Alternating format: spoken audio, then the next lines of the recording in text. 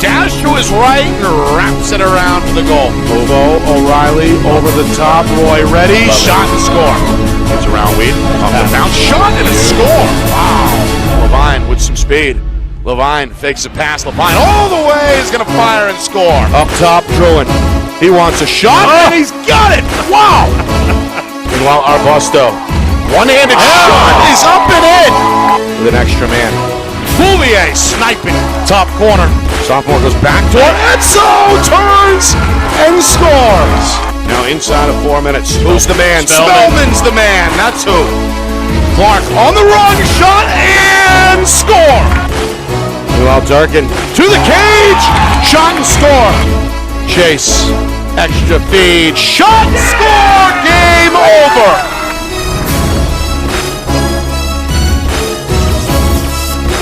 Well, hello everyone, and welcome here to Nashua. Nick Anastas, Roger Howe here with you, getting set for this quarterfinal matchup between the Nashua South Purple Panthers and the Pinkerton Astros. The 3 seed, the 6 seed, going head-to-head here at Stello Stadium, first of a doubleheader that we'll bring to you here on Friday Night Lights, New Hampshire. It's all presented, of course, by Beals Insurance. These two teams met late in the regular season. A little over a week ago, back on May the 23rd, that was a 7-3 Nashua South win. Purple Panthers wind up at 14-4. They close out the regular season with 4 straight, including that win over the Astros. Pinkerton, meanwhile, it's been an up-and-down campaign under head coach Steve Gaudreau. Club challenged themselves with some tough games out of state. They've had injury problems up and down the roster, but going to have to throw all that out the window here this afternoon in a do-or-die situation if they want to get back to the semifinals. South looking to take a step ahead in terms of the program by advancing to the semis for the first time in a long time. Yeah, and I'm excited for that. I really am. It's been a long time since we've been able to talk some really positive things about either of the two Nashua teams since they, got on the map from the old days. But, Pinkerton, you mentioned it, they've had an up-and-down season, and, it really has kind of been the tale of two teams, really. That stretch there before they played Nashua South and lost that game 7-3, they were really challenged. In 9 days, they played 4 teams, and they played Algonquin in Massachusetts, a ranked team in Mass. They did win that game. Out of the 5 out-of-state games they played this year, that was their only win. But then they played Exeter, Bishop Girton, St. John's Prep out of Shrewsbury, Mass, and then they hit the road and got here at Stellos and played South. So they've had some injuries this year. It's been like you said, an up and down year, but they look like they're pretty healthy, and they did finish strong with a win against their foe, arch rival Londonderry. Nashua, on the other hand, they have played no out-of-state games. Their Division I, they played one lower division game against Timberlane and won that. But it has been a very positive year, and one of the things Coach Monson said at the beginning of the year when I talked to him was he was very concerned about health. And the one strong thing, because they had such a short roster, was they needed to stay healthy. And it looks like they've done that. And, hey, I'm looking for a great game out of Ethan Johnson, the limestone-bound goaltender, and the midfielder Connor Rosal. So we'll see what happens.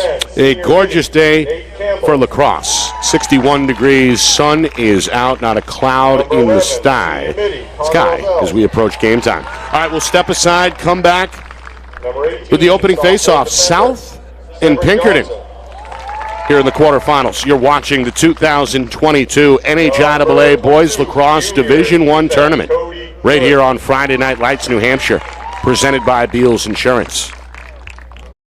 Our broadcast today, as it always is brought to you by Beals Insurance Agency, with locations now in both Bedford and Londonderry. Whether you need home, auto, or business insurance, Beals Insurance will get you both the price and quality coverage that's right for you. Just call 603-471-9999 or visit BealsInsurance.com to request a free quote and start saving money today. Again, that's BealsInsurance.com. The New Hampshire Tomahawks promote the highest level of club lacrosse competition, not just in the state, but in the country. Looking to get recruited? Director Chris Cameron keeps an open dialogue with the nation's top college lacrosse coaches. Over 400 New Hampshire Tomahawks alumni have played at the college level, including the ACC, Big East, Big Ten, Ivy, NESCAC, NE10, and more. New Hampshire Tomahawks coaching staff has over 100 coaches, including current high school, varsity, and college coaches. The Tomahawks offer training for players of all ages, clinics, camps, and leagues, along with spring, summer, and fall elite teams. So play with the best. The New Hampshire Tomahawks, showcase and development for college lacrosse. Visit NewHampshireTomahawks.com and girls.nhtomahawks.com.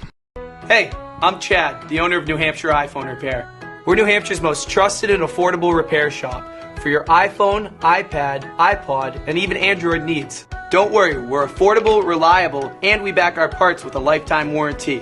And do you know what the best part is? No, what? We can repair your phone while you wait. I know, that's why I'm here. Oh, I know, Mrs. Green. Here's your iPad, good as new. Bring your phone into New Hampshire iPhone Repair today. How can you reach your team's fundraising goals at no risk and no cost? MG Sports offers a variety of products to make your team's fundraiser a success. Their products include tickets and discount cards to hundreds of local businesses. MG Sports now has a digital platform where athletes can raise funds in the comfort and safety of their own home. So become another lacrosse program like Bedford, Goffstown, or Memorial that sets fundraising records every season. MG Sports, fundraising made easy. Visit mgsportsfundraising.com to start raising money for your team today. Are you thinking of selling your home? Well, now may be the time, given that spring is here, the market is hot, and interest rates remain at all-time lows. It's time to call Roger Howe, a licensed professional realtor with the Bean Group. Not sure what your home is worth? Roger will provide a market analysis for you at no charge. With 12 years experience in residential, commercial, leasing, and investment properties, Roger knows your local market. So contact Roger Howe of the Bean Group today. At Dead River Company, the work we do is about more than just filling up tanks. It's about the everyday moments in your home. We're here to fix your heating equipment, so you have heat and hot water for moments like this. We brave the elements, so you're always safe and warm. Anytime, day or night. Because it's moments like this that we do everything we do. Dead River Company. It's not your job to worry about the heat. It's ours. Become a customer today, and we'll be there for the moments that matter to you. Never mind. I see what you did. You put dots. Back here at Stello Stadium. Nick Anastas, Roger Howe with you. Players meeting at midfield. Getting set for this quarterfinal matchup between Pinkerton and Nashua South. The winner advances to the semifinals Wednesday, where they will beat the winner of Bishop Girton and Bedford. We'll bring you that Cardinals-Bulldogs matchup later on this afternoon, live here on Friday Night Lights, New Hampshire. All right, we're ready to rumble. A rematch from May the 23rd. It was a 7-3 final, a Nashua South victory. Pinkerton able to rebound in big fashion in their regular season finale the next day. They whooped Londonderry 17-5. So trying to keep that momentum going. South, of course, closed out the schedule with 4 straight wins. Pinkerton wins the opening face-off, and, well, that's something we may say often here this afternoon moving forward. Frank is the standout sophomore, widely regarded as perhaps the second best face-off man in the state. Of course, J.J. Murphy of Bishop Girton, widely regarded as the best, but Frank, probably the best of the rest, so to speak, and he won that seemingly with ease here to set Pinkerton up on the attack. The game's first shot sails over the cage, out of play. It'll stay right here. Yeah, that young man from Hollis Brookline impressed us the other night, though, Nick. He was dominant. Going to move it here near side. Yeah, of course, you're referring to Justin Colby, the senior, for the Cavaliers, who went 16 of 20 in a loss on the road against Timberlane. Meanwhile, spin move near side. Nice. Shot on the run is going to find the corner. Colby Gagnon, the senior. Or was that Matt Morrison? 16. No, it was Matt Morrison, the freshman. Not number 18, number 16. Freshman. with an impressive individual move, and with a minute gone, Pinkerton's on the board 1-0. Great split dodge, goes into his left hand, finds it offside, and this is something that you youngsters have got to really pay attention to. Ethan Johnson's the man in the goal, and when you can go on the weak side belt line, that's his weakness, most goalies' weakness. Great play. Near side, Frank now 2 for 2.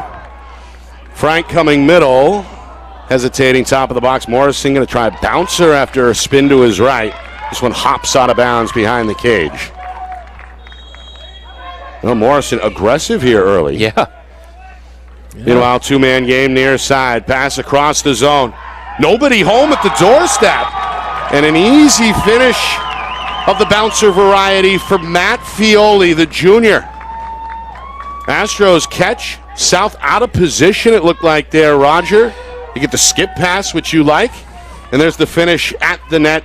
The layup makes it 2-0. Yeah, the slide came through. No help on the backside. Big evacuation there. Number 18 was the second guy that should have slid off, which was actually the assisting player on that. So Morrison starting off with 2 points here. Cole, Frank, now 3 for 3. Astros set up shop again on this side of the field here, looking to strike again. Now just over 90 seconds gone by. Astros already threatening to put up their third. Yeah, I spoke to the assistant coach, Darren Fleury, for South before the game, and they were hoping that Swisher, number 8, did a nice save by Ethan. Fired on by Michael Uber, the senior. No problem in that for Ethan Johnson, the senior, headed to Division II NCAA power at Limestone, and widely regarded as one of the best in the state between the pipes. Makes his first save. All right, first time on the attack. Nashua South trying to get on the board, trailing 2-0. Good split dodge. Stopped. Rebound. Stopped again. Back-to-back saves in the cage for the junior Curtis Michaud. However, a turnover. Michaud denies another. Looks like a kick save there from a shot out in front. Sure was. Ground ball, though, scooped back up by South here near side, and the Purple Panthers back in business. For a moment, Griffin Johnson lost it. The stick betrayed the senior. Pinkerton comes the other way in transition. Shot wide and out of play. Quick trigger there by Joey Gallo, the junior. He's been in and out of the lineup, one of those injured Astros we mentioned. Gets his first registered shot here. South with a quick restart and a quick hustle to the 50-yard line for the clear. That's Connor Roswell, senior captain. Going to stay and play next year at Southern New Hampshire University. And Roswell now going to slow this to a crawl just outside the box. 3 minutes gone by, first quarter. South in an early hole here, down 2-0, trying to cut the gap in half. Well, they had a good flurry there. They had 3 shots on Michaud. One of those was just kind of a flubber, the second save he had. But this is how you want to play with Pinkerton. You want to possess the ball.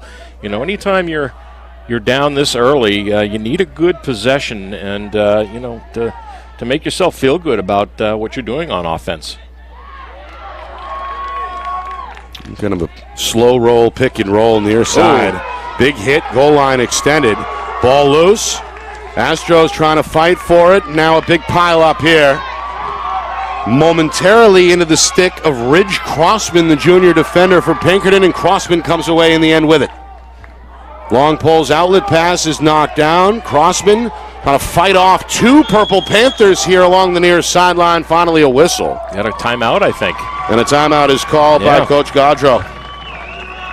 Yeah. Good play by Crossman. Pinkerton will have it. We get our first timeout here with now 4 minutes gone by in this opening quarter. Our broadcast is brought to you by Beals Insurance, locations in both Bedford and Londonderry. Whether you need home, auto, or business insurance, Beals Insurance will get you the price and quality coverage that's right for you. Visit BealsInsurance.com. Also by MG Sports Fundraising. That's fundraising made easy. MG Sports Fundraising is the official fundraising partner of Friday Night Lights New Hampshire. Visit MGSportsFundraising.com to start raising money for your team today. By New Hampshire iPhone Repair. It's done while you wait, and it's backed by their lifetime warranty. Now with 6 locations in southern New Hampshire and on the seacoast, Visit NHIPhoneRepair.com. By the New Hampshire Tomahawks, showcase and development for college lacrosse. Visit NHTomahawks.com and also girls.NHTomahawks.com. By the Dead River Company, a full-service heating provider committed to keeping New Hampshire warm with propane and heating oil. Learn more at deadriver.com. And finally, by the Bean Group and Roger Howe Real Estate, your local professional for all types of real estate, residential, commercial, leasing, and investment properties. Call 603-247-1583. Nick Anastas with Roger Howe with you. Quarterfinal action. The Division I tournament underway statewide. We'll have BG, the defending champ, taking on Bedford. That's coming up at 3:30 here on Friday Night Lights, New Hampshire. So first of two here on a gorgeous Saturday. Both these teams fighting for a chance to get to Wednesday's Final Four, which will be played right here at Stello Stadium as a neutral field site.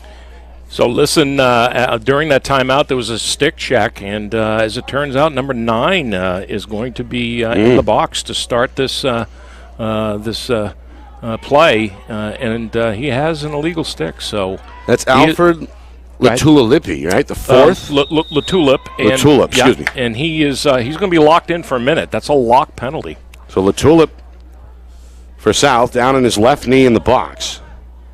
As we get the game's first EMO here, Pinkerton cashed in with 2 goals in the first 90 seconds, looking for a third here on the man-up shot. Bouncer wide and out of play. Pretty good offering there by Ryan Lynch, one of these juniors, one of the junior veterans for Pinkerton. They go back to Lynch, got some room. They swing it now to the near side. Here's Riley Spellman. Uber. Back behind the cage. They'll keep moving it. About halfway through the penalty. Lynch, goal line extended, up top, near side, Spellman. Good recovery, good shifting here by the defense. Yeah, and there's good movement, too, with Pinkerton. They're just not finding the opening.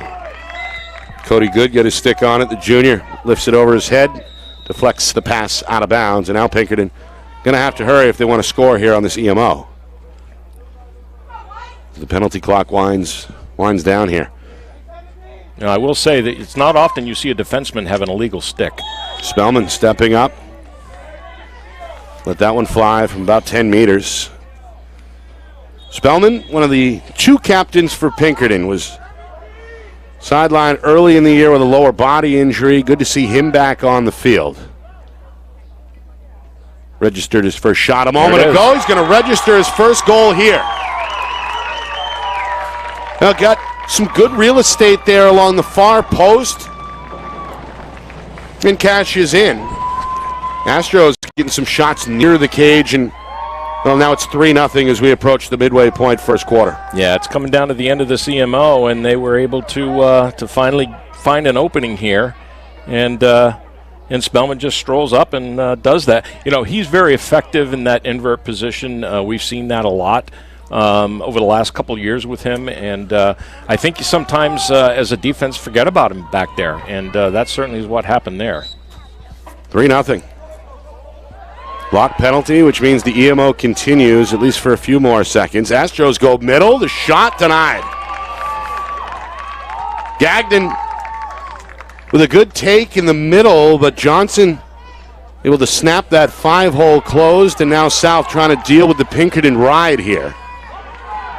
As Roselle crosses midfield himself, but slips. Down on the turf, being hacked at from behind. Good recovery by the senior, and now we get a whistle and a timeout from Coach Monson. And that'll release the penalty.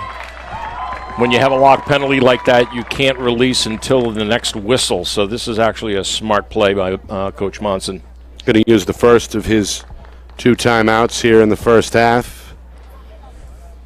Comes at the midway point first quarter. So Pinkerton, if you're just joining us, got out to the hot start. Matt Morrison on the opening possession.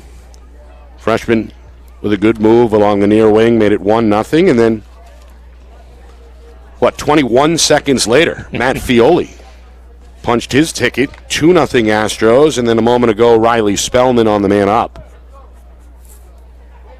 So 3-0. This is the start, of course, Coach Gaudreau was hoping for the number 6 seed Pinkerton. Again, don't be deceived by the record, Roger. As you highlighted, tough out-of-state schedule, a 10-8 final record.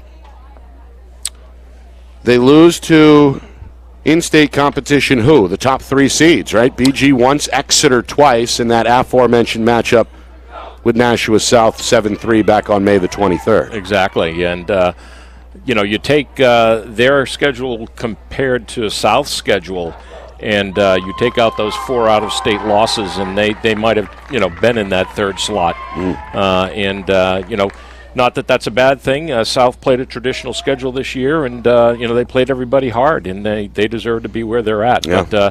But again, Pinkerton's been dealing with they had Joey Gallo out most of the season.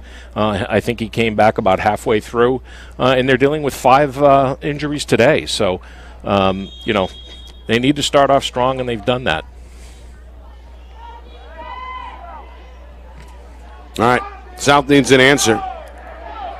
Tenacious. Monson watching as his senior star, Roselle, one of the 3 captains, able to stay in bounds despite some pressure there from the Pinkerton defense. Now Rhett Medling with a touch. We'll keep an eye on Medling, probably the biggest physical presence on the field either way. And he played well the lone time we saw him earlier in the regular season when South was able to hold off. Or what was that? That was a Londonderry game. 6-5, yeah, 1-goal game. But Medling played well on the attack in that one for the Purple Panthers. Yeah, he had a goal and an assist, or actually had 2 goals and an assist in that game. You're right. He was a presence out there. That was a great game. Nate Campbell with a shot. That's the senior headed to St. Joseph's. His first take here early in this first quarter. Actually, now down to 5 minutes to go here in this opening frame. So South looking to get on the board. Medling, the swing it near side. Purple Panthers trying to show some patience. Medling now trying to come downhill. And a body up with the freshman Morrison, trying to bring him near side of the cage. Now gets rid of it behind the net. Parker Fleury with a touch. One of South's better playmakers. And now up top again for Campbell. Campbell trying to get the step near side, and pretty good job staying right with him there as the Pinkerton defender. That's Braden Bork, senior headed to Riviere. He's going to stay here in Nashua. Campbell again. Nowhere to go. Pinkerton fans cheering on the defense. A good presence. Made their way over down Route 102 from Derry. Meanwhile, Medling's just going to power his way to the net, and Michoud rejects him. Foot race to the near sideline is won by the Astros. John Muncy with some spring in his step, the senior defender on his way to Plymouth State. Able to gain possession for Pinkerton as we get a look at that block by Michoud. Yeah, but despite that, that was a good, patient offense. There was a number of times where they got stuffed by the defense that they could have done something, dumb and thrown the ball away, but they didn't. They recovered and reset. So that's a good sign for them. Meanwhile, a ground ball is whistled dead, and South is going to be awarded possession here. This following an errant pass on the clear attempt by Pinkerton. Inside of 4 minutes, first quarter. South trying to get out of their own end, near side. It's a trap at midfield. On a step through is Roselle, and again he escapes danger. Roselle's a hard man to track down. Well, he doesn't. In his first quarter, he doesn't allow himself to get trapped. He runs to space, which a lot of guys don't. They try to bob and weave and twist and turn out of it, and they run out of real estate. And he just finds the open space and gets there, and that's smart. Another bouncing offering from Campbell ends up well wide. Fleury ready for the restart on the backside. Coming up on 3 minutes, first quarter. South looking for a goal to show for their efforts here in this first period. Again, it's in the stick of Roselle. Wants a one-on-one with the long pole defender, Chase Jackson. With the freshman. Jackson right in his grill. Roselle steps in, nice. Shot. Michoud with another sliding save, but That ball was bouncing near the goal line. Mishu able to keep it out, but intercepted. Campbell down the middle. Campbell fires and scores. Time now for the home team to celebrate as they cut into Pinkerton's lead now 3-1. Well, that's the third ride that they have stuffed Pinkerton on the clear, and this time it pays off. Pinkerton has been really, really tough getting the ball out of their own zone here, and this time Mishu tries to hurry up, maybe start a transition play here, and sure enough, he gets picked off, and here we are, 3-1. Meanwhile, Frank, unbeaten at X so far. It's up for grabs on the wing, and the sophomore gets to it himself in the end.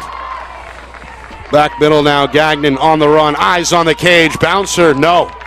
Backed up, popped in the air behind the net, still in play near corner. Gallo in the mix for Pinkerton. Severin Johnson trying to carve it out for Nashua South. Whistle going to award this to the Astros, and we'll keep it right here. Boy, good defense by Michael Rutstein, number 4 for the Panthers. He gets a late check on that midfielder shot, and it goes wide. Uber! Wow. That one from deep. Maybe 11 meters out, able to fire on the run to his right with a defender breathing down his neck to the left. What a shot by Uber.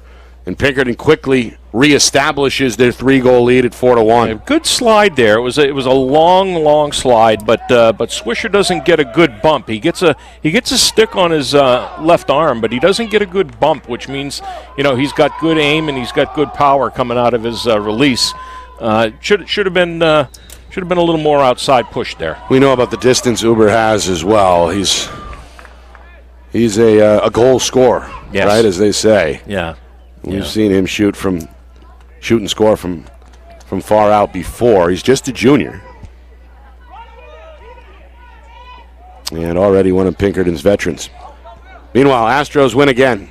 Frank still unbeaten at the X as we move inside of 2 minutes here, first quarter. And again, Pinkerton with a chance for their largest lead. They come near side. Good recovery by the defense. They're going to force Fioli back out. Lynch now far side. Nice shot. Score.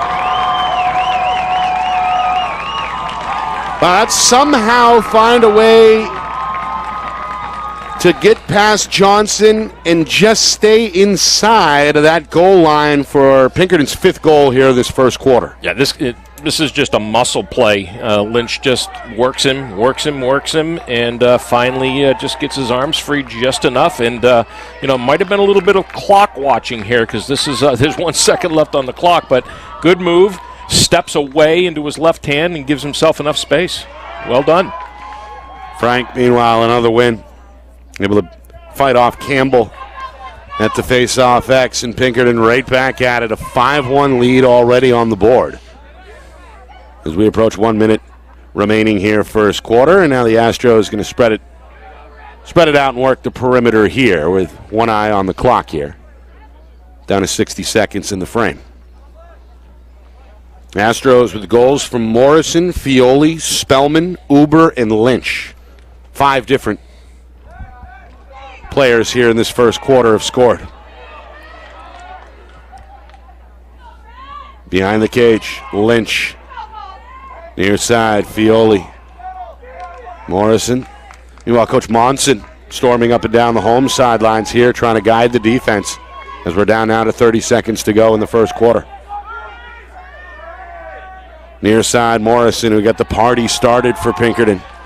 Wants to come downhill, trying to take on Metling. Falling off balance shot there, swallowed up by Johnson. What do we have here? A push against South? It looked like interference on the clear. There was impediment there at the top of the box. I think it may have been on Redling. Morrison went down. Now Coach Gaudreau calling out the instructions for Pinkerton. Down to 15 seconds. Good shake and bake move. Middle. Johnson's there. Able to make the save to his left. Outlet. And another interference here on the clear against South. Comes with just over 6 seconds remaining, and that's got Coach Monson hot.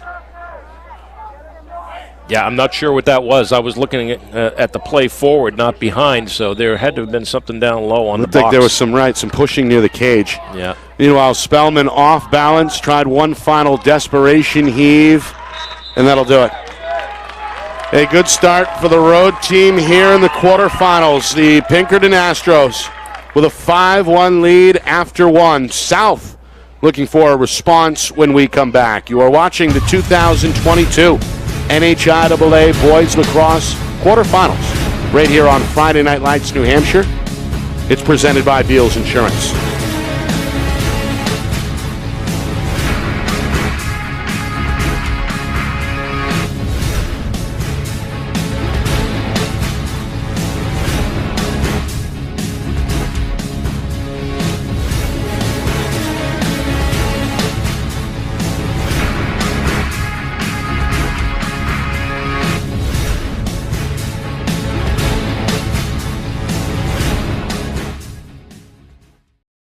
Our broadcast today, as it always is brought to you by Beals Insurance Agency, with locations now in both Bedford and Londonderry. Whether you need home, auto, or business insurance, Beals Insurance will get you both the price and quality coverage that's right for you. Just call 603-471-9999 or visit BealsInsurance.com to request a free quote and start saving money today. Again, that's BealsInsurance.com. More of my own. All right, second quarter, Pinkerton through 12 minutes, already building a 5-1 lead here on the road at Stello Stadium. Nick Anastas, Roger Howe with you. Both these teams battling for a trip to Wednesday's Final Four that'll be played here on this turf field in Nashua, a neutral site. And this is the first of two quarterfinal games here this afternoon that we're bringing to you live here on Friday Night Lights, New Hampshire. Defending champion Bishop Girton will take the field against Bedford. That's coming up at 3:30 Eastern Time. Pinkerton, meanwhile, unbeaten at the face-off X with Cole Frank. The sophomore has been outstanding.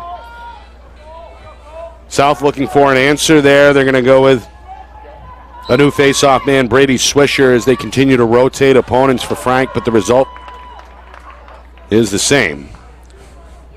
Astros, 5 goals from 5 different goal scorers. Matt Morrison, Matt Fioli, Riley Spellman, Michael Uber, Ryan Lynch, in that order. Pinkerton scored the first 3 before South got their lone goal. That was a Nathaniel Campbell transition opportunity. Meanwhile, this one ends up out of play behind the net. And Lynch and Campbell got tied up after Lynch released that shot. Oh, nice turn. Oh, beautiful move. Comes from behind the cage to the near side. Count it for Joey Gallo, the junior. Back to health, back in the lineup, and back to scoring goals. He's the 6th different Astro to strike the lamp, to light the lamp. And now Pinkerton has opened up their largest lead at 6-1. Yeah, just a one-on-one play here. And Joey gets a step. Pretty simple. Pretty simple. Goes right by Heaton. Just 35 seconds into this second quarter. 3 straight goals now, dating back to the 2:05 mark of the first quarter for Pinkerton. Frank, another win. Another shot from up top. Offered up by Gagnon that ends up wide.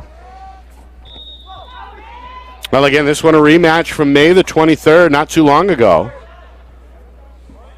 What, about 2 weeks ago? Yeah. Right? Yeah. Yeah, on the 23rd of May. Yeah.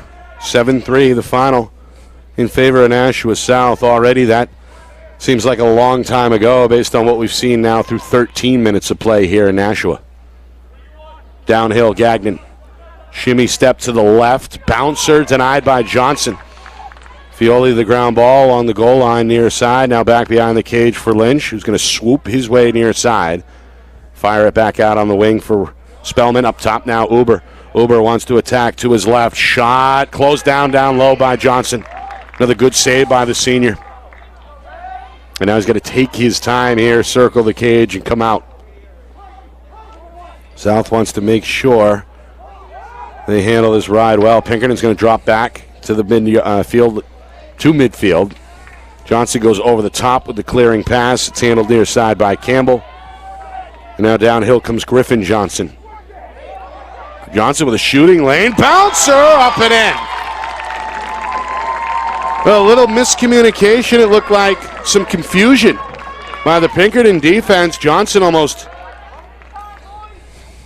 dared to shoot there, and he does. Scores. Bouncer goes over the shoulder. I love this play. I can't tell you how much I love bounce shot goals. And here's Johnson directing traffic, saying, let me go. And he pulls his best Wisnauskas impression from Maryland, who had an absolutely unreal goal like that from the other side against Princeton in the semifinals. But, man, that was pretty. Meanwhile, Frank comes down the middle, sets up a quick shot by Fioli. Low offering ends up out of play. It's backed up, though, by Spellman. So 6-2. 2 minutes now gone by second quarter. Astros looking for a response. And we get an illegal screen here against Lynch. I think he stuck his elbow out maybe on that pick behind the cage. South will take it. Johnson with a long outlet pass. Pulled in by Roselle. Should be a good match here for Connor. The defender going to back off a bit. That's Bork. Coach Monson in the senior's ear from the home sideline. Now Campbell going to trot to the middle of the field. Met at the top of the box by Bork. Step to his right. Fires.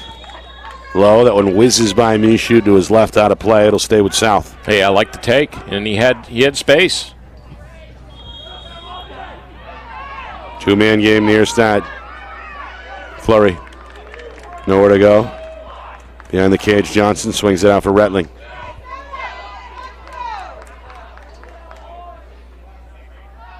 Once again. Fire that. Why not? Boy, that was deep. Took a lesson. 13, maybe 14 meters out. Campbell's got his second. Another bouncer, Roger. That puts a smile on your face. South with two straight. They're back within three. You know, how many times do you see a game where, you know, the team on offense does the same thing all the time? They try to snipe. They try to pluck corners. They don't get strategic with their shots. Here are 3 goals out of their 3 that were just beauties. Offside belt and 2 bounce shots. Doesn't get any better. Campbell, the first player either way to score multiple goals here in this first half. He's got 2. Meanwhile, Frank putting on a show at X. The sophomore still unbeaten. Yeah, that's 11 straight face-off wins, and he's controlled all but maybe 2 of them. His wings have gotten the others. Yeah. Been impressive. And has helped his team build this 6-3 advantage for sure. Yeah. To his left, Gagnon. Bouncer, no. I'm gonna key in on Mr. Swisher. He is already tired, and the midfield is dodging almost exclusively on him. He's facing off. He's not coming off, and he's tired. I can tell. What a move. Another one from near the cage. Lynch, his second. Pinkerton back out in front, 7-3. Now, this looked like just another simple X play where the help is just not coming soon enough. As they get over, he's ISO'd again, and just no help. So there's no backside slide there, and of course 9 from the Panthers. That's Latulip. He's got to kind of camp himself there. He really can't slide. Good pass, too, on the money from Gallo for the assist. The finish by Riley. Or Ryan Lynch, excuse me. So Lynch with his second goal, like you said. It's been a balanced attack for Pinkerton, the 2 for Lynch. 2 on the other side for Campbell. And again, Pinkerton going to spread it way out here with now 4 minutes gone by, second quarter. trying to rebuild their largest lead of 5 goals. And that Exeter game we did earlier this season with Pinkerton, Lynch had 3 goals against them. It's a good defensive play by Cody Good, the junior, able to force the turnover. Purple Panthers want to run. Pass taken near the cage. Tough angle shot ends up wide. And out of play along the near side. That was Ryan Salimi. Senior attack. Love the play. Yeah, South trying to capitalize on their transition opportunities. They got their first goal upon a turnover and haven't had too many chances really to get out and run since. No, but they've been still very patient on offense. They're not throwing the ball away. They're not making ridiculous passes or attempts at the goal. When they get stuffed on defense, they roll back out and reset. Coming up on 5 minutes gone by, second quarter. This is where you want the ball right here. Right here. You got to start using him. Roselle. 2 defenders in the area. There they come back middle. Salimi turns. Pulls a quick trigger. Again, the bouncer offer out of bounds. Meanwhile, crowd continuing to file in. A lot bigger than the numbers we saw here at game time. Again, Pinkerton has turned out. The fans decorating their half of the bleachers with the red and white. Purple Panthers off to our left. Their fans starting to line up along the fence near the sideline.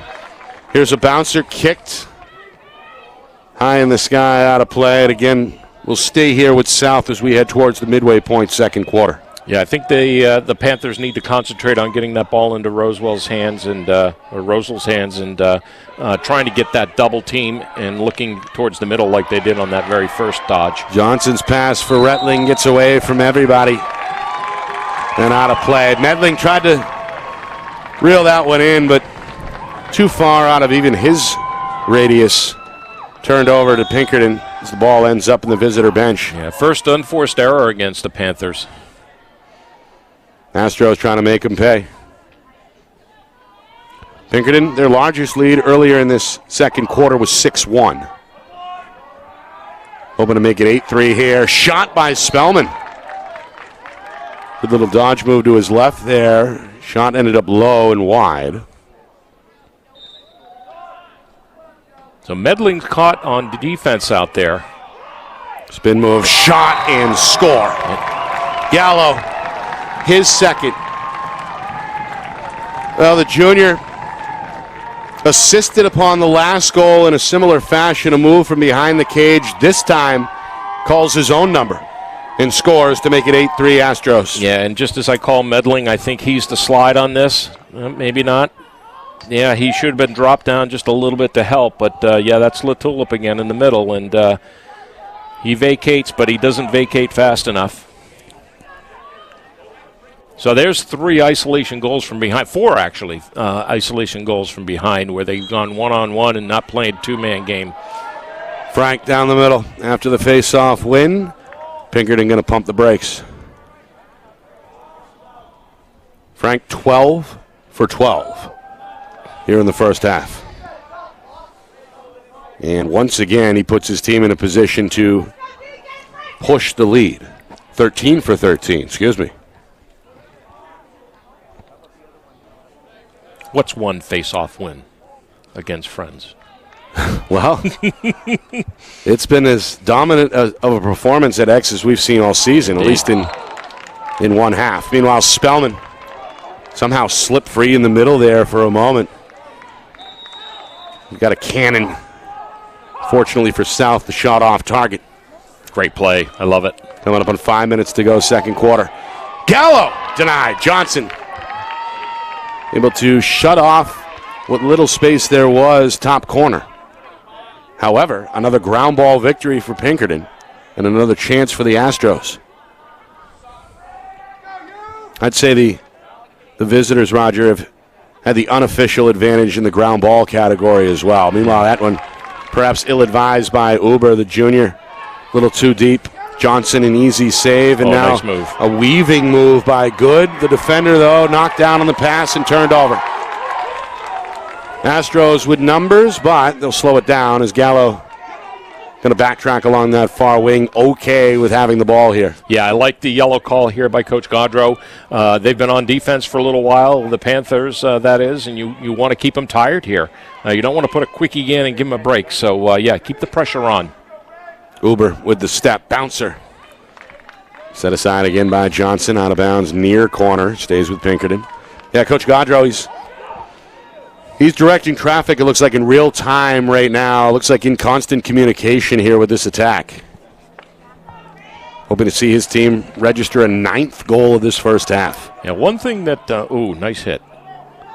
Good one-on-one play here. Johnson, the midfielder, trying to slow him down. Colby goes across the zone near side, but it's bobbled and gets away from Uber. Taken away by Roselle. He's going to come with a sprint here and clear it himself to midfield. Yeah, Panthers got lucky there. If that's a good pass, that's a goal right through the box on the low end. Campbell slowing it down, way down. And now back out for Johnson inside of 4 minutes, second quarter.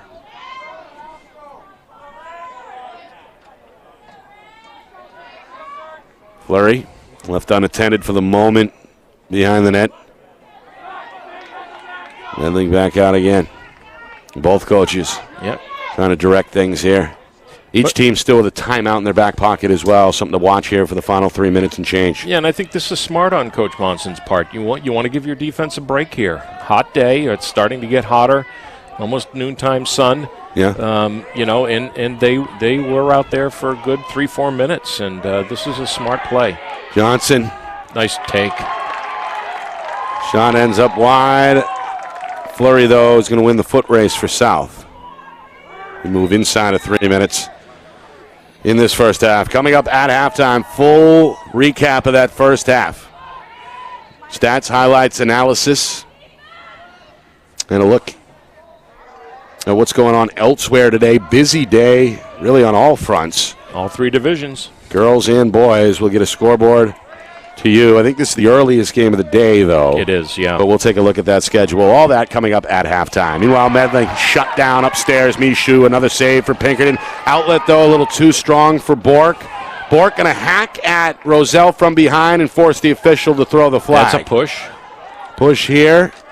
Ground ball recovered by South. And bodied up, brought down, knocked down with Salimi. Let's get the South crowd upset, and finally we get a whistle. Penalty, I think, on the way here against Pinkerton. First one against the Astros. We saw one earlier taken by Nashua South. So one penalty each way, and the first EMO coming up here for the Purple Panthers. Yeah, it's going to be against Braden Bork for a slash on that far side. I also saw a push there, but I guess they're going to let that go. But definitely the slash. All right, so a good opportunity for South here to get another. What are we seeing here, Roger? Let's take a look here. Pretty standard set here. Yeah, South just spreading it way out. Yeah, but they're keeping a guy close on the crease. That's Medling. Not a whole lot of body movement. Now you're getting it. Try to work the corner here. Free somebody up. I don't like the... There it is. High post shot. High slot. Yep. Michoud out of the cage with a diving attempt. But Griffin in the end. Griffin Johnson the closest to it for South. Yeah, like I said the other day in that Hollis game, I like to see a little faster pace on the extra man. Here we go. We get a little quicker pace movement. Johnson shot, I think, went off the defender. Yeah. Alex Citsaranos. And again, a close call at the finish given to Nashua South. Bork getting ready to return in the penalty box. There we go. Up top, Campbell is open. Michoud says no. Citsaranos had it for a moment, lost it, the ball loose.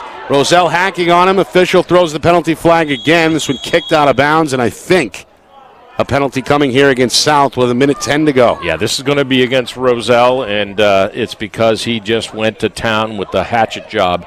I think he was trying to cut down a tree. Yeah, and it really wasn't necessary. He should have been concentrating more on getting his body down and taking this. It's coming up right here. I think he thought he had the ball, right? Right well, there. It doesn't matter, but he... Now, when you got a 2-on-1 play there, you guys got to communicate. One's got to take the body, not the hack, right, and the other one takes the ball, and that just was not one of the wiser plays there.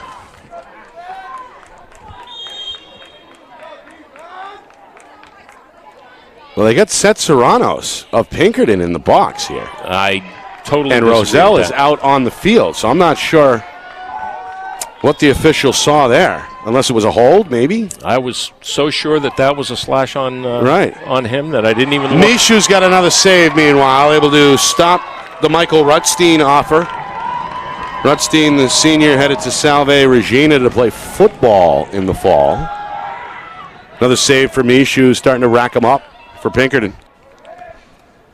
So the EMO continues for South as we hit the 40-second mark to go until halftime. And again, the Purple Panthers showing some patience. Campbell took his eye off it. Ball gets away from him and it's turned over back to Pinkerton. Campbell, the senior, upset with himself there. Yeah, that might be just a situation where you think you're going to get, 3 goals on one shot. He may have been thinking about the catch and fire. I think it took his eye off it. No, I agree. No, this one hauled in by Lynch overhead with one hand. Lynch now with a step towards the cage. Going to reverse here along the near side. Goal line extended down to 15 seconds.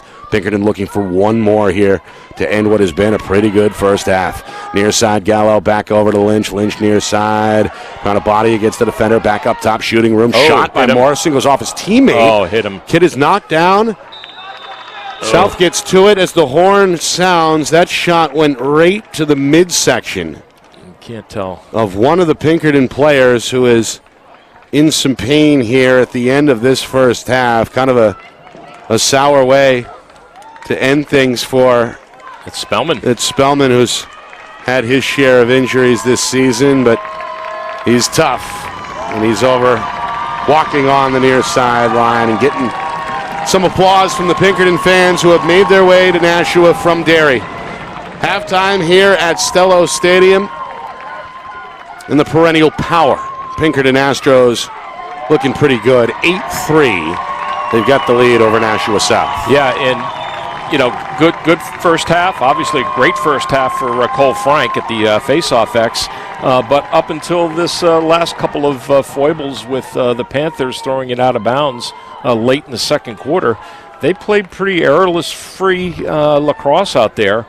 Aside from that lock illegal stick, and that's a procedure thing. That's not physical or anything else on that end. So, they need to regroup and hash away. Let's go. All right, coming up, take a look back at that first half. Stats and highlights, Rogers, keys, and maybe adjustments for both these coaches heading into the second half, plus a full scoreboard watch. Tournament time, of course, in full swing here on the first Saturday in June. You are watching quarterfinal coverage of the 2022 NHIAA Boys Lacrosse Division I Tournament right here on Friday Night Lights, New Hampshire, presented by Beals Insurance.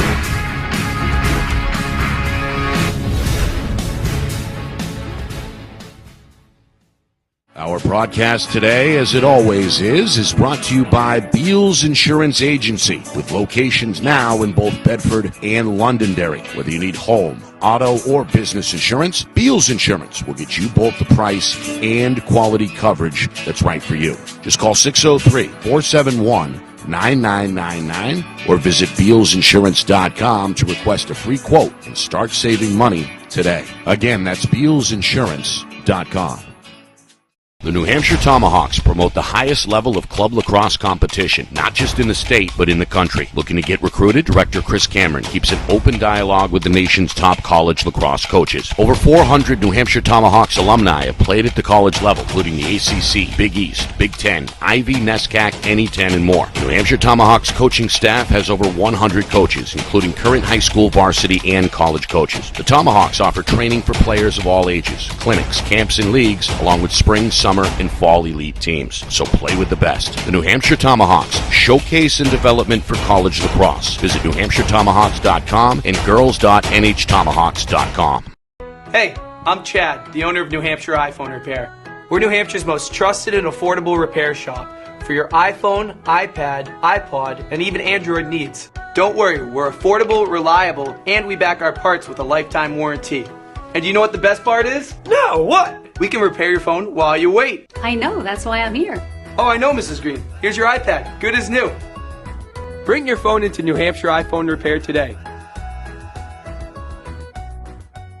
How can you reach your team's fundraising goals at no risk and no cost? MG Sports offers a variety of products to make your team's fundraiser a success. Their products include tickets and discount cards to hundreds of local businesses. MG Sports now has a digital platform where athletes can raise funds in the comfort and safety of their own home. So become another lacrosse program like Bedford, Goffstown, or Memorial that sets fundraising records every season. MG Sports, fundraising made easy. Visit mgsportsfundraising.com to start raising money for your team today. Are you thinking of selling your home? Well, now may be the time, given that spring is here, the market is hot, and interest rates remain at all-time lows. It's time to call Roger Howe, a licensed professional realtor with the Bean Group. Not sure what your home is worth? Roger will provide a market analysis for you at no charge. With 12 years experience in residential, commercial, leasing, and investment properties, Roger knows your local market. So contact Roger Howe of the Bean Group today. At Dead River Company, the work we do is about more than just filling up tanks. It's about the everyday moments in your home. We're here to fix your heating equipment, so you have heat and hot water for moments like this. We brave the elements, so you're always safe and warm. Anytime, day or night. Because it's moments like this that we do everything we do. Dead River Company, it's not your job to worry about the heat. It's ours. Become a customer today, and we'll be there for the moments that matter to you.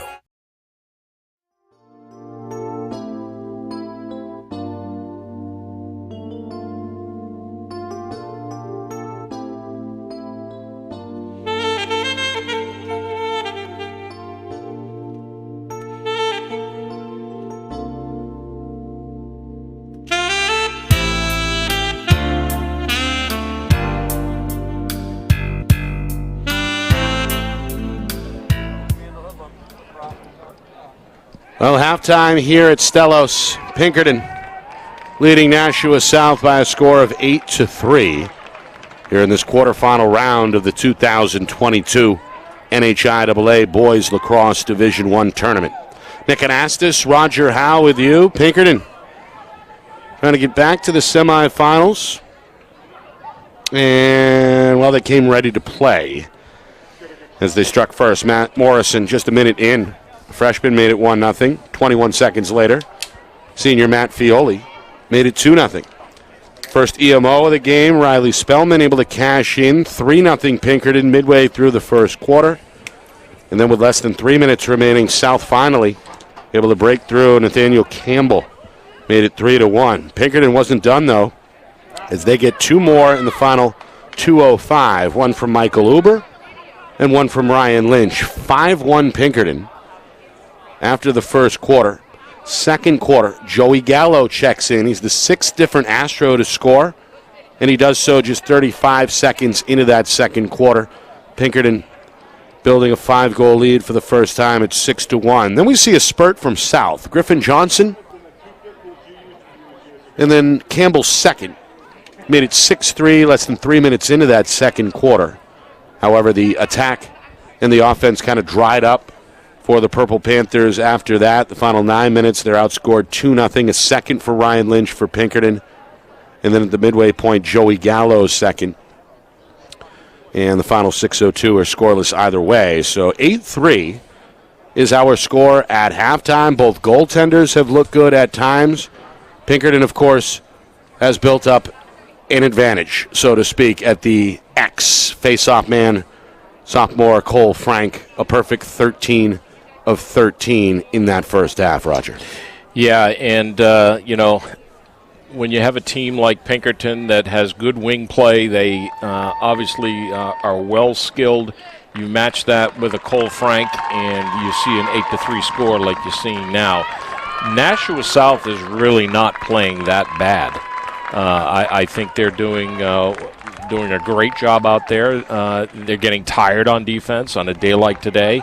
This is where coaching and smart lacrosse IQ comes into play, where you continue to wear. I mean, it's like what Bishop Girton does quite often.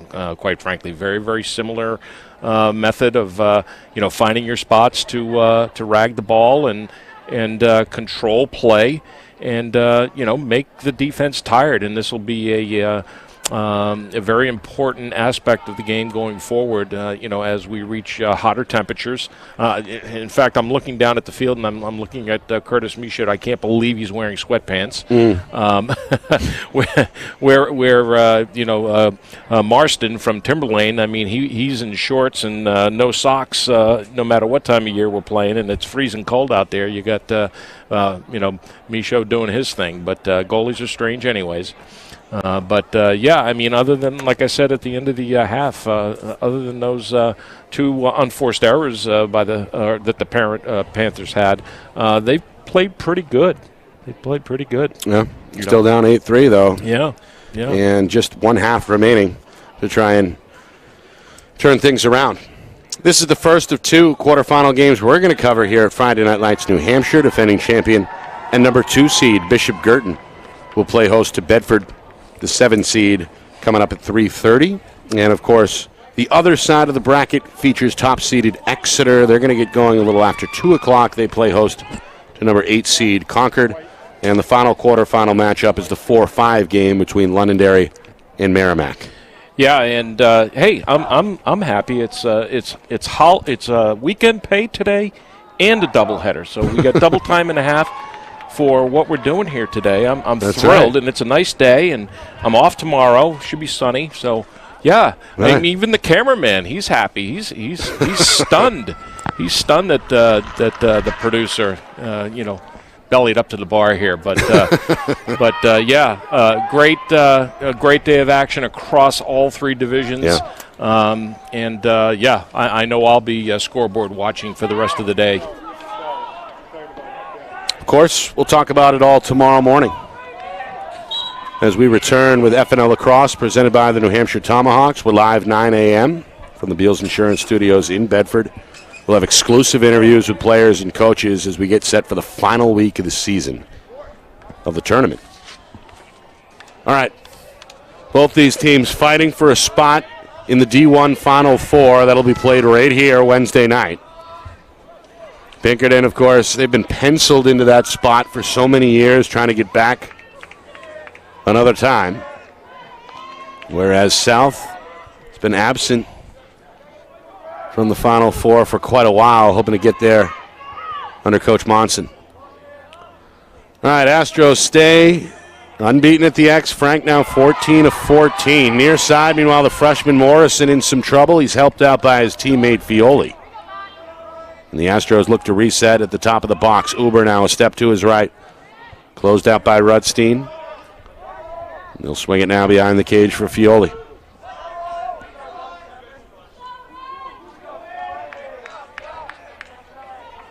Well, like we said, just control the ball here. Astros switching up the personnel a little bit. Gagnon up top. Welcomed by the long pole, Cody Good. Nowhere to go. Spellman will reset. Swing it near side for Uber. Uber with room to work. He's got some speed to his left. That's behind the cage. Take it in. Gallo. Played off the switch near side. That one gets away from Fioli. Went off his stick, out of bounds, turned over to South. Yeah, Fioli just took his eye off that. The pass was there. I like to see a little bit of two-man popping out of the Pinkerton game here. To win for the South defense. They stayed home right? And eventually they get the ball one way or the other as Pinkerton turns it over. Meanwhile, out of the cage, Johnson, long bouncing pass. Fleury trying to reel it in far sideline, can't do it. And the youngster frustrated, slamming his stick to the turf as it goes out of bounds. Yeah, Ethan must have seen something that wasn't there, because that's unusual for him to throw the ball away like that on a clear. He's not afraid to engage pressure in the ride, and he just kind of stood static there and launched one. And Fleury was well covered, too. Kind of a jump ball that ends up out of play in Pinkerton's favor. So again, the Astros with a chance to extend their largest lead. 2 minutes now gone by in this second half. And this is what I suspected that Coach Gaudreau was going to do, just continue to wear this defense down. They were tired at the end of the second, and they got their break, but now it's time to wear them down again. Spellman fakes the shot and then slips, trying to split dodge to the middle. A broken stick as well. Spellman, the sprint off the field, carrying just ahead of his stick. South, meanwhile, they're going to get it clear as Rutstein crosses midfield. So good, two good, well, the first one wasn't a stop, but stop here at least. And as you mentioned, Coach Monson okay with his offense taking their time here, despite the fact they're down 5 with 3 minutes gone by third quarter. Campbell picked up off the switch behind the cage, trying to swoop to the far side. Instead, South will swing it back up top. Two-man game. Rosal double teamed. There's somebody open. It's Rutstein. He shoot another save. Wow. Boy, he's been good. The junior now with 9 saves for Pinkerton. And that's such an important save right there, because as you said, they were slowing it down a little bit, and you can only do that so long when you're down by 5. But they get a great take, and Michaud snuffs it. And if that had gone in, we might have seen a little bit different pace of play after that. But, yeah, Curtis saves the day. Continuing to talk with his defense out in front here. Meanwhile, Campbell tiptoes his way to the near side, right on the right wing, a one-on-one. Good defense. Staying with him, step for step, was Gagnon. South will try their luck on the far side now. Fleury to the middle. He's got a man. It's Johnson. Shot. Couple inches high. Goes over the crossbar. It's backed up behind the net by Salimi. Boy, Fleury and Johnson had something there. Johnson doesn't miss the net from there. Fleury. Bouncer. Nope. Easy save for Michaud. Outlet down the middle. Pulled in by Bork. Bork with a full sprint. Near side behind his intended target, Gallo, and out of bounds. Yeah, South with some pretty good transition defense, I guess, but that's a pass you probably got to make there, right? Yeah, especially when the defender on the fast break was way up inside the box. He engaged really early, which was leaving at least the backside attackman open. Meanwhile, this one is intercepted. This is Caden Michaud, the sophomore. Up ahead, spin move, Gallo. Good defensive effort there to force him out by Robert Heaton, the junior for South. Pinkerton okay, though, with, again, pumping the brakes, slowing it down. Already nearly 5 minutes gone by, third quarter. Score unchanged since halftime, 8-3 Astros. Yeah, and as we know, the Panthers already had a limited roster. They lost 2 players early, even before the season started, to injuries, which left them with an even shorter roster. But they'll get tired quick. Wow. Gagnon, shot, score. Well, it's the first goal either way, Roger. Nearly 11 minutes of game time. Pinkerton ending a long dry spell with a goal, 9-3 now, and that's their largest lead so far. Yeah, and, if I'm Steve Gaudreau, I might just be really happy with the pace of play right now. Until Nashua can really put a string of goals together here, I think you just kind of run your offense. You don't let out of the bag anything that can be shown on film throughout the rest of the playoffs, and you just kind of slow it down. Stay healthy. Maybe put some your second and third line guys in there and get a win out of this. This Ooh, one nice off save. the net. No. Oh. And then on the rebound, it goes over the line. Johnson's upset. Ooh. Johnson trying to plead his case that no, it didn't cross the line. Pinkerton celebrating. The officials say it is a goal. And now we got a little bit of a conversation going on between our two officials, Steve Small and John Rademacher. And another look at that one. It bounces off the near post. Johnson, a good second effort to try and keep it out. Ooh. And the officials, are they going to change the call here? Doesn't look like it. Nope. I thought it hit the inside of the post and hit Ethan in the back. Right there. And all the ref sees is the net from his angle. I don't think that was a goal. Well, the officials disagree. And who actually scored that goal, Roger? Nobody. Nobody. Let's give it to a freshman. All right. How about 10-3 Pinkerton? If we can get that replay again. Yeah, Ben, pop that up when you can. I'd like to see our field cams replay on that, but we'll get to it at the next dead ball if we can. Meanwhile, Pinkerton back to work. Fioli going to be pushed out towards the corner as we come up on the midway point, third quarter. Astros with a 10-3 lead. Lynch, nowhere to go. Going to swing it back out. Downhill, Campbell. Oh, nice play. On He's defense, got it. this is Gallo. Shot won't get through. Hit Latulip with it. Went off the shoulder of the defenseman. Johnson trying to free up Medling down the middle. Throws it ahead for Johnson. Hesitates. His shot knocked down. That hit Zern. Yeah, the defender was Zern. Mishu scoops it up. Now back out to Zern. And here come the Astros right to left. Zern, the long pole. Eye on the cage for a moment. Going to swing it or circle back out of the box. Still has it himself. Johnson trying to chase him from behind. To the middle for Lynch. Oh. Bouncing shot and score. Ryan Lynch with the hat trick. May have injured himself there, Roger, on the shot. He's looking a little hobbled after that goal, but he'll take it. Lynch, the leading goal scorer now with 3. Pinkerton with an 8-goal lead for the first time, 11-3. And I'm going to tell you, this announcer who played defense his entire life loves it when a long pole gets a point, and that assist will go to Zern on that. Good work. We haven't said his name the whole day. Well, he had a heck of a series there, right? He blocked the shot, got the ground ball, came up with the clear, and then came up with the assist that leads to Pinkerton's 11th goal. Meanwhile, Frank, another face-off win. Astros right back on the attack here, right to left. And we're told by the control center back in Bedford that was Joey Gallo, number 14, on that goal. Disputed goal. Yeah, that's Ben Beals, our director, the man behind the curtain back in the Beals Insurance Studios. All right, Pinkerton looking to go up 9 for the first time. And again, this one kind of a revenge game as well for Pinkerton. We know it's a do-or-die situation, but these two teams met less than 2 weeks ago. That was a 7-3 win for South. Astros have never trailed here this afternoon. And again, enjoying their largest lead right now with inside of 5 minutes to go, third quarter. Now, Spellman's going to see that one in his sleep tonight because that should have been a big step-down goal. He had plenty of room. This one a bouncer. Ends up in the netting behind the cage. Johnson fishes it out. Swings the outlet to Roselle, who's going to jog unaccompanied over the 50.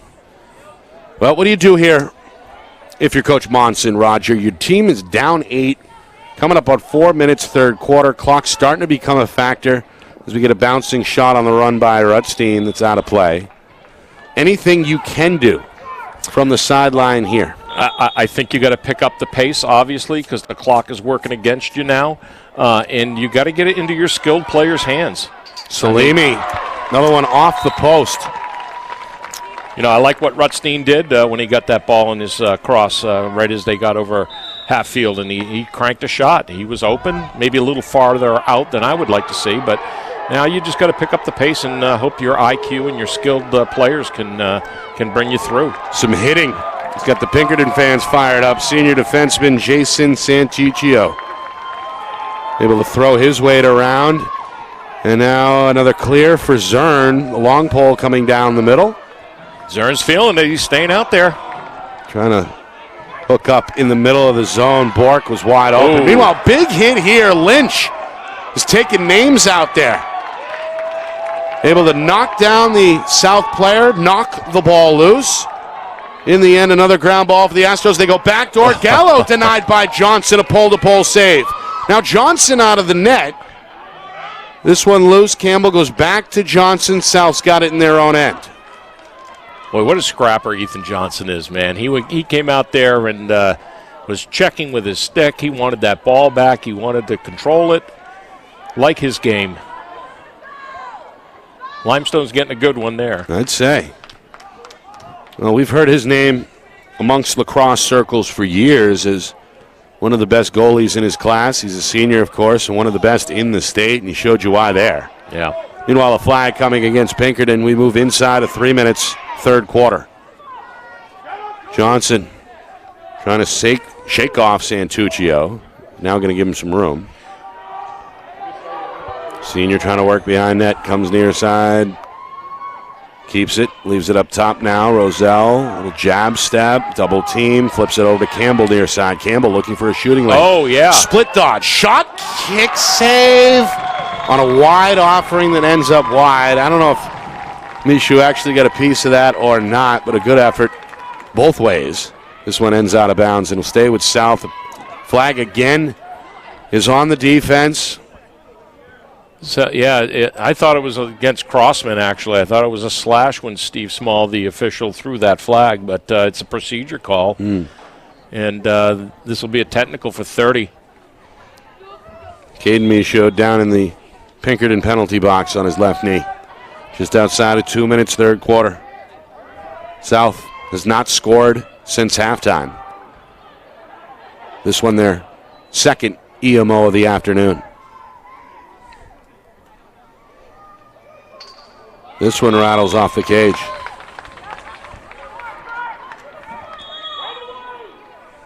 Kind of a tough angle there, skimmed the crossbar from the sound of it. South trying to hurry here and capitalize on the man up. A couple of short passes near side. Salimi. Campbell going to circle out. Well, again, the Pinkerton defense, they've been really in sync, especially here in this third quarter. Bork and Santuccio converge. Roselle, a skip pass. Medling is open. Step down shot is wide. That's an opportunity you absolutely have to cash in on. Like, man, did all that work, got it over across on a skip. He's wide open. Even had the screen going. Meanwhile, back to even strength. Another bouncer. Again, well wide. Roselle keeps it inbounds. This one kind of a desperation heave from Johnson. Mishu again sends it aside. Now a ground ball battle on the far sideline. Muncie got to it. Push. But a push against Pinkerton is going to be whistled. Well, you know defense is in sync, like you said, in working hard and keeping up when you see a lot of errant shots and miscues. And we're seeing that right now. The last three shots by Nashua has been that way. This one kicked out of play across midfield, whistled to Pinkerton. Move inside of a minute to go, third quarter. Astros trying to hurry off the restart. Spellman comes on, trying to find that ball. It was behind him, couldn't quite reel it in. Kept alive by Good for South on a nice play. Johnson to throw this from behind the cage, way downfield, over the head of Medling. Medling can't retrieve it out of bounds. It's back to Pinkerton with 30 seconds to go in this third quarter. Yeah, Medling, he misjudged that. He should have gone to it instead of backed up, and even with his height, he got a big bounce out of that big-time launch and just misplayed it. Meanwhile, Ober dropped the stick with the ball still in it. Johnson trying to take advantage of the turnover for South, down to 15 seconds in the frame. The senior going to slow down now to a stop along that far sideline. This is why I like two-way midfielders, playing out there like Derryfield does. They do a lot of that. So does Portsmouth. Johnson, a last-second attempt on a heave, is swallowed up by Mishu, and that's going to do it. The Astros fans celebrating here through 3 quarters, saluting the visitors with a standing ovation. Pinkerton, they have looked good through now 36 minutes. 11-3 is their largest lead as we head to the 4th quarter. South trying to find a way to avoid elimination when we come back. You are watching the 2022 NHIAA Boys Lacrosse Tournament right here on Friday Night Lights New Hampshire. It's presented by Beals Insurance.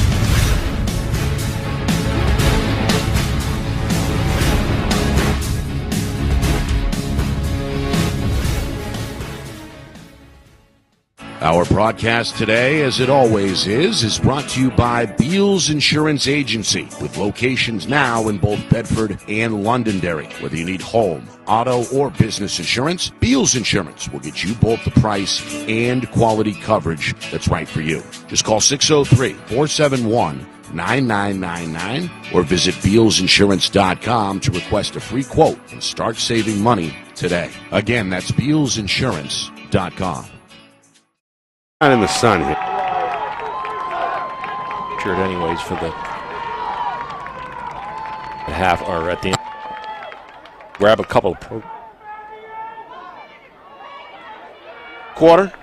Nick Anastas, Roger Howe with you. 11-3 Pinkerton. Astros have never trailed. Trying to get back to the Final Four and get back to this field on Wednesday night. They'll face the winner, if they hold on, of Bedford and BG. South down to 12 minutes, facing their largest deficit of the afternoon.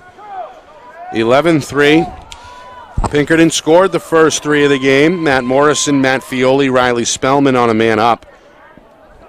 Took South nearly 9 minutes to get on the board back in that first quarter. Nathaniel Campbell's first made it 3-1. Final 2 goals of the frame belonged to Pinkerton, Michael Uber, and Ryan Lynch. 5-1 Astros after 1. Meanwhile, this kid has been unbeaten at X all day.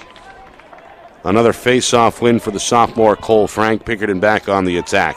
Astros extended that 5-1 lead early in the second quarter. Just 35 seconds in, Joey Gallo able to score to make it 6-1. South, a little bit of a response. They get 2 straight. Griffin Johnson and then Campbell's second. That's as close as they've come since. 6-3, 3 minutes into the second quarter. Again, the final 2 goals before halftime go to Pinkerton, Lynch's second, Gallo's second. 8-3 was our halftime score. And then all 3 goals of the third quarter scored by Pinkerton. Colby Gagnon, Gallo's hat trick comes at the midway point. Lynch's hat trick comes 28 seconds later. And that is where we are here early in this fourth quarter. 11-3 Pinkerton now with a minute off the clock. Yeah, Cole Frank, man, 18 face-offs here and nothing for the Panthers. 18 for 18. Yep. I don't think we've seen a perfect game this year at X. Maybe early on with JJ. Maybe in the. I thought, well, JJ's been dominant all year, but I don't remember him going unbeaten. I got the records. I'll go back in the archives and see. Speaking of JJ Murphy, we'll see Bishop Girton and the Cardinals make their tournament debut here in the quarterfinals. They're the 2 seed this year, despite going unbeaten against in-state competition. They're going to take on Bedford coming up at 3:30, and we'll be right here for it. You're on Friday Night Lights, New Hampshire. Nick Anastas, Roger Howe with you. It's all presented by Beals Insurance. Oh, easy. Another shot and score for Pinkerton. They've had a few of those layups, and they'll get another here. Lynch on the finish. He's got 4 goals. Astros starting to run away with it, 12-3. Yeah, this is just, as you said, a layup. They move the ball quickly down the field, and they find the cross feed right through 2 defenders. And Gallo gets an apple. Well, we mentioned Gallo and how important he is, right, Roger? He's missed a lot of time this year. Same thing with senior Riley Spellman. And obviously Coach Gaudreau glad to have those 2 guys back here in time for the tournament. Shot on the run from Frank. Knocked away by Johnson. Another save for the senior.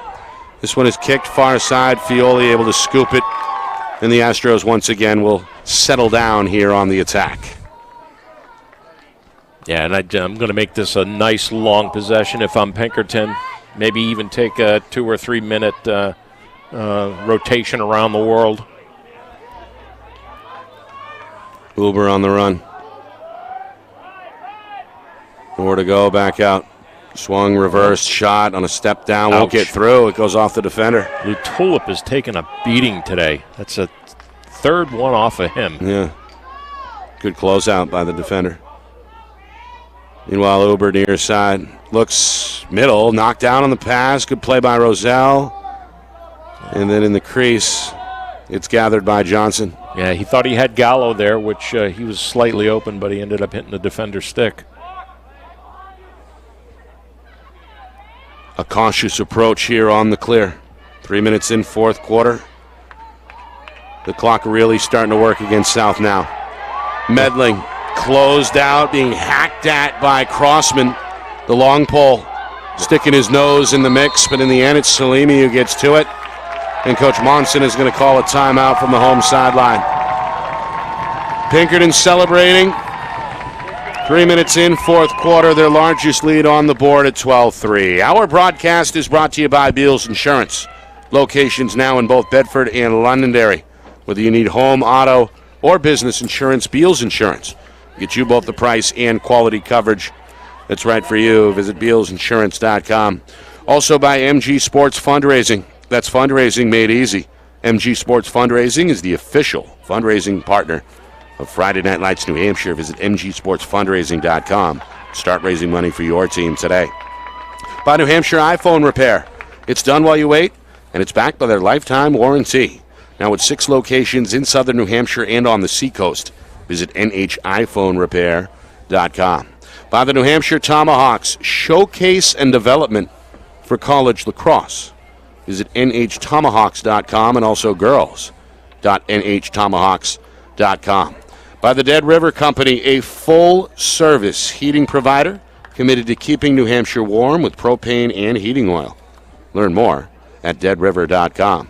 And finally, by the Bean Group and Roger Howe Real Estate, your local professional for all types of real estate, residential, commercial, leasing, and investment properties.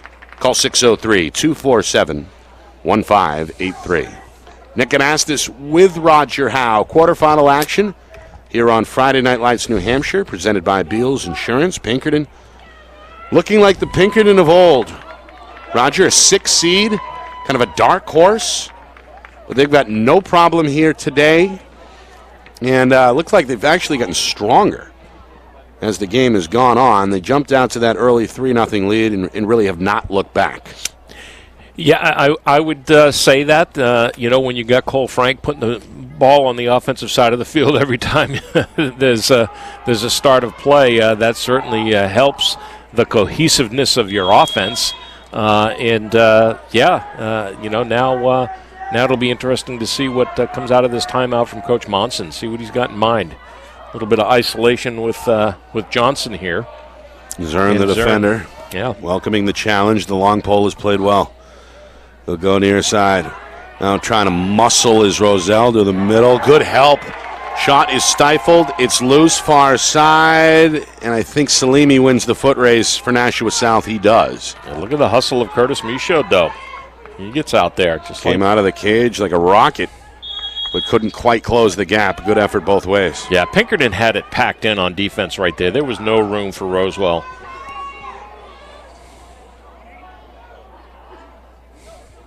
Well, South, a 14-4 regular season.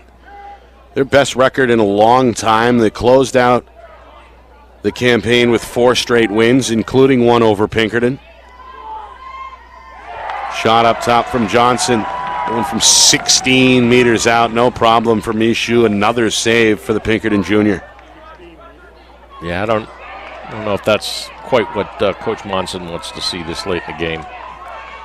Meanwhile, Zern had problems reeling in the pass. Bork plays the ground ball on the bounce and gets it for Pinkerton. A timeout comes from Coach Gaudreau as the Astros use their first here with just over 4 minutes gone by third quarter. And as you said, if you're If you're Coach Gaudreau, right, at this point, obviously you want to close out the game with a win. You want to close out the game with your team still healthy.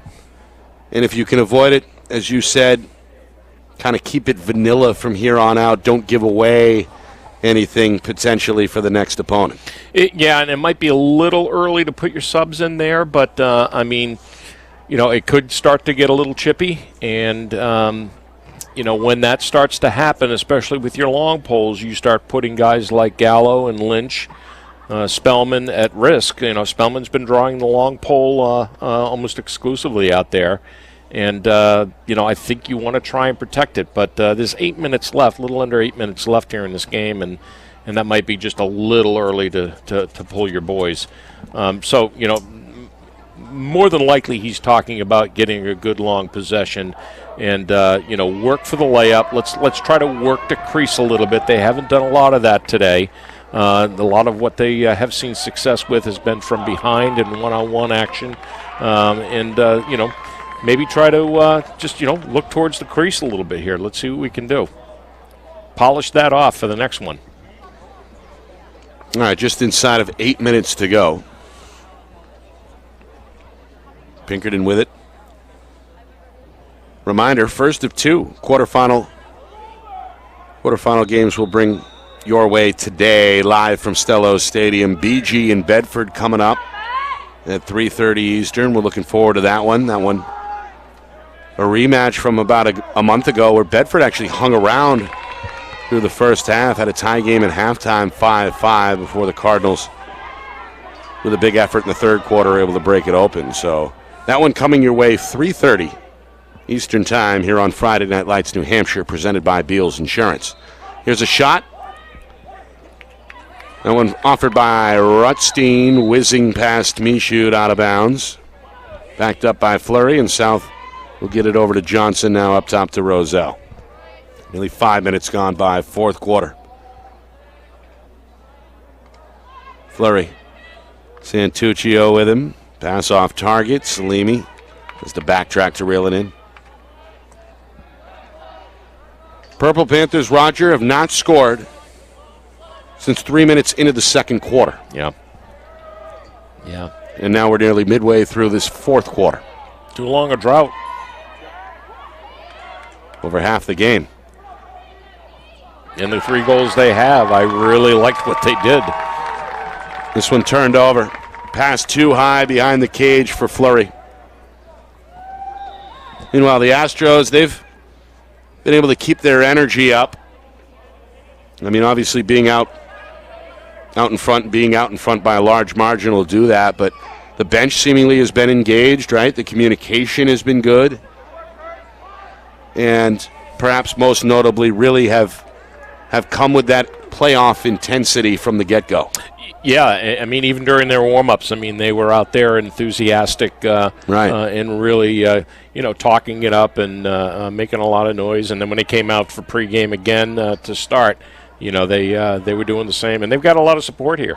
Yeah, I was about to say that. The Astro fans have traveled well, coming down Route 102 in Derry. Meanwhile, double team, vicious hit as the freshman Morrison went down. A flag is going to fly. And a penalty seemingly on the way against Nashua South as we move past the midway point, fourth quarter. As you said, sometimes these kind of games can get chippy here with one team out in front by a large margin. Officials keeping an eye on it. Meanwhile, Gallo, unchallenged behind the net, okay with taking as much clock as possible. Pass in front, intended for Lynch, shut down in the crease. Johnson cautiously scoops it up finally. Well, interesting way of killing the play. He knew if he scooped it up that the whistle would blow, and I'm not quite sure what he was thinking there, but time is not their friend right now. Meanwhile, Good pleading his case, not happy, the defender on his way to the box, demonstratively upset, now throwing the stick after waving his arms at official Steve Small. There you go. Unnecessary roughness against a defenseless player. Good, still heated on the bench now, slamming his helmet. And that's He's a kid who lock, plays too. with a lot of passion, as we know, Roger. He's played well defensively today, but obviously upset / disappointed here with just over 5 minutes to go in regulation. Yeah, I think he was trying to plead his case that, the offensive player, that was Morrison, came up as he was riding his back and turned. But official Small saw it a whole lot differently, and we saw it on the replay. It looked like his head had gotten jarred back quite a bit. Here we go. See it again. Yeah, he came at him. He ran at him too, and he came up high. So that's what official Small saw, and that's all right, legit. But what rule did he break there? He hit him in the head. He came in with his stick hard, and he came up to his head, and he snapped his head back. Got to stay away from the head. He should have come in with his shoulders. You can't lead with your stick no matter what you're doing. Okay.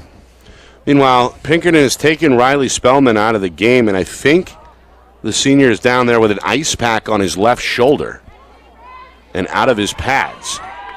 Spellman, as we know, has been banged up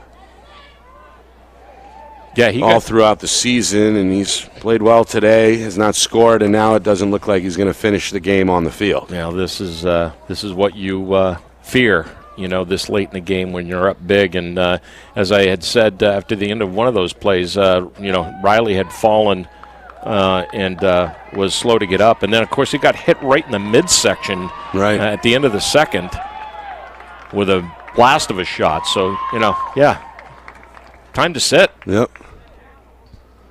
There it is. Top field, he's got another. Good pass, too, from behind the cage. Gallo, another assist. Fioli, who scored way back in the opening 2 minutes of the game, is heard from again here with just outside of 4 minutes remaining. Pinkerton has their first 10-goal lead of the day at 13-3. Yep, pretty simple. Love the skip.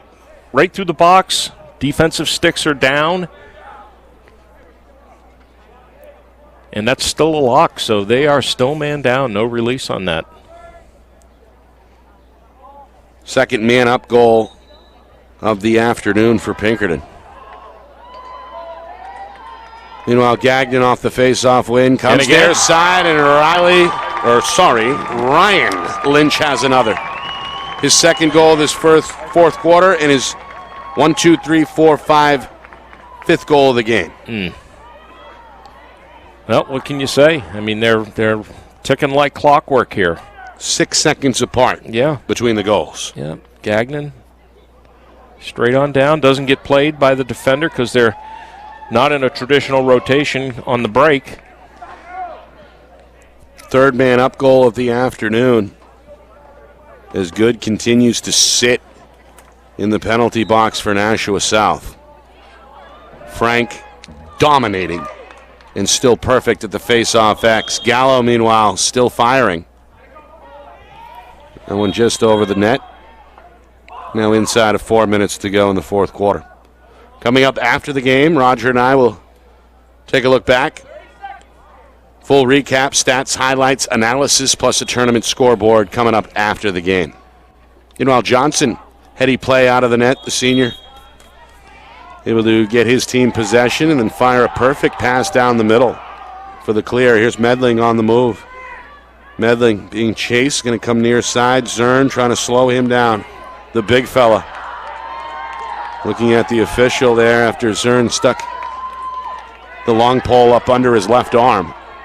Look at this pursuit. Double team now. Medling trying to get back to the middle. Uber now trying to stay with him. Medling shot.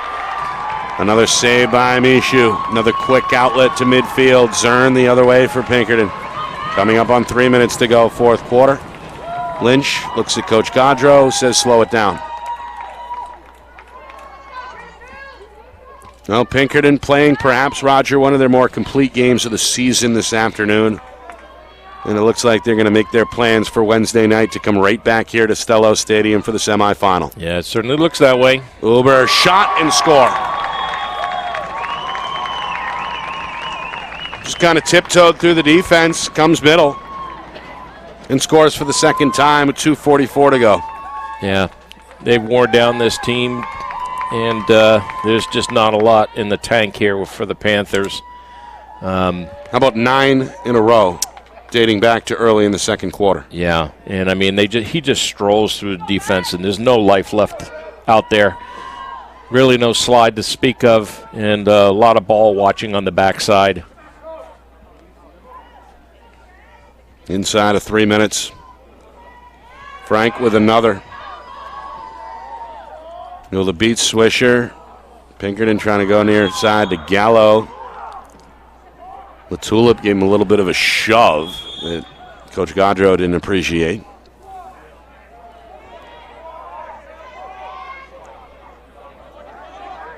Johnson out of the net for the final 2:20. Going to throw it way downfield near side. Campbell gets to it inside of Bork. Wow. Shot. No way, says Mishu. Cern pokes it ahead. Fioli trying to scoop on the run for Pinkerton. Getting hacked at from behind by Johnson. Good is back on the field. He's got it for South. Long pole takes a hit. Little payback there as Bork gave him a shot, and now the two jarring. Officials are going to break this one up as Good heads back to the sidelines. We get a timeout, I think, here on the field. Got to be Nashua. They had possession there. Coach Monson expends his second. It comes with just inside of 2 minutes to go. Yeah, I think this is a good timeout for Pinkerton as well. I think you can get your extras in there, give them some time. We're down under 2 minutes, so could be a good test for them. Well, they're going to talk about it. Got to get through the final minute 50 without incident. Again, the winner of our next quarterfinal coming up later today. Bishop Girton and Bedford, the defending champion. Cardinals hosting the Bulldogs. That's a rivalry that goes back a few years, and well, BG, as the defending champ, they'll play, I guess, not technically, unofficially a home game Wednesday. If they can advance with a win today against Bedford, they'd play that quote-unquote neutral site game here at Stellos against these Pinkerton Astros Wednesday night. Yeah, and I guess you could say the same thing if Exeter wins their contest against Concord. It would be right at Bill Ball Stadium, their home place. Well, no, that game would be here. Oh, it would be here. That's right, because it's a semi. That's right. Right. No, that's where I'll be next Tuesday. Yeah, right here. Right here.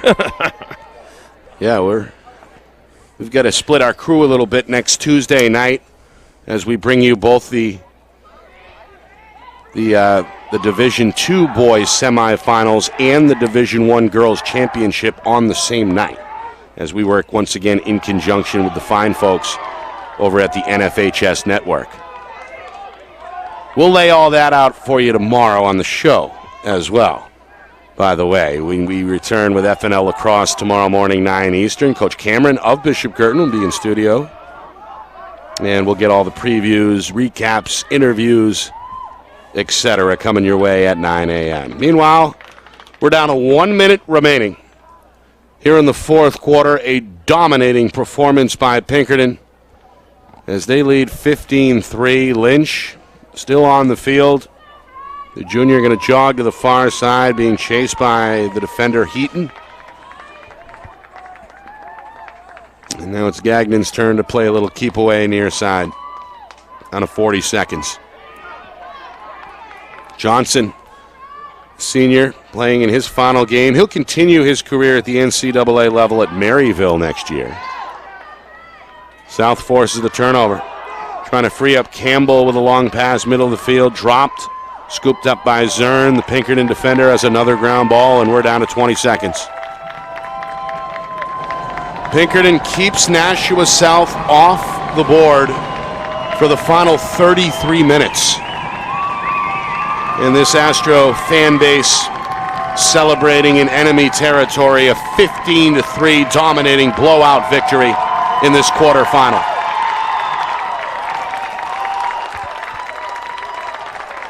A wire-to-wire win for the Astros. They end Nashua South season.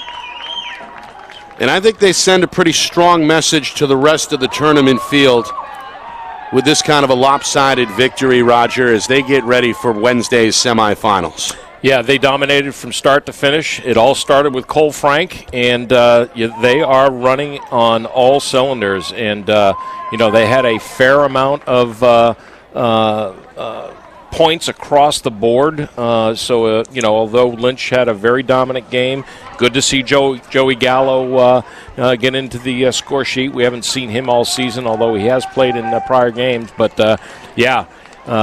they'll obviously meet the outcome of the Bishop Girton Bedford game, and I look forward to seeing how they play. Full recap on the other side as we take a break here. Pinkerton a winner 15-3. You are watching the 2022 NHIAA Boys Lacrosse Division I Tournament right here on Friday Night Lights, New Hampshire. It's presented by Beals Insurance.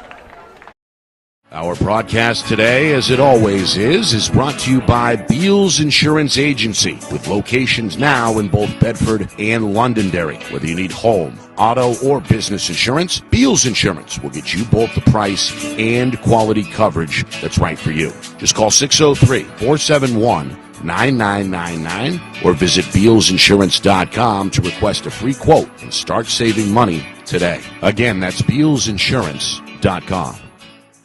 The New Hampshire Tomahawks promote the highest level of club lacrosse competition, not just in the state, but in the country. Looking to get recruited? Director Chris Cameron keeps an open dialogue with the nation's top college lacrosse coaches. Over 400 New Hampshire Tomahawks alumni have played at the college level, including the ACC, Big East, Big Ten, Ivy, NESCAC, NE10, and more. The New Hampshire Tomahawks coaching staff has over 100 coaches, including current high school, varsity, and college coaches. The Tomahawks offer training for players of all ages, clinics, camps, and leagues, along with spring, summer, and fall elite teams. So play with the best. The New Hampshire Tomahawks, showcase and development for college lacrosse. Visit NewHampshireTomahawks.com and girls.NHTomahawks.com. Hey, I'm Chad, the owner of New Hampshire iPhone Repair. We're New Hampshire's most trusted and affordable repair shop for your iPhone, iPad, iPod, and even Android needs. Don't worry, we're affordable, reliable, and we back our parts with a lifetime warranty. And you know what the best part is? No, what? We can repair your phone while you wait. I know, that's why I'm here. Oh, I know, Mrs. Green. Here's your iPad, good as new. Bring your phone into New Hampshire iPhone Repair today. How can you reach your team's fundraising goals at no risk and no cost? MG Sports offers a variety of products to make your team's fundraiser a success. Their products include tickets and discount cards to hundreds of local businesses. MG Sports now has a digital platform where athletes can raise funds in the comfort and safety of their own home. So become another lacrosse program like Bedford, Goffstown, or Memorial that sets fundraising records every season. MG Sports, fundraising made easy. Visit mgsportsfundraising.com to start raising money for your team today. Are you thinking of selling your home? Well, now may be the time, given that spring is here, the market is hot, and interest rates remain at all-time lows. It's time to call Roger Howe, a licensed professional realtor with the Bean Group. Not sure what your home is worth? Roger will provide a market analysis for you at no charge. With 12 years experience in residential, commercial, leasing, and investment properties, Roger knows your local market. So contact Roger Howe of the Bean Group today. At Dead River Company, the work we do is about more than just filling up tanks. It's about the everyday moments in your home. We're here to fix your heating equipment, so you have heat and hot water for moments like this. We brave the elements, so you're always safe and warm. Anytime, day or night. Because it's moments like this that we do everything we do. Dead River Company, it's not your job to worry about the heat. It's ours. Become a customer today, and we'll be there for the moments that matter to you.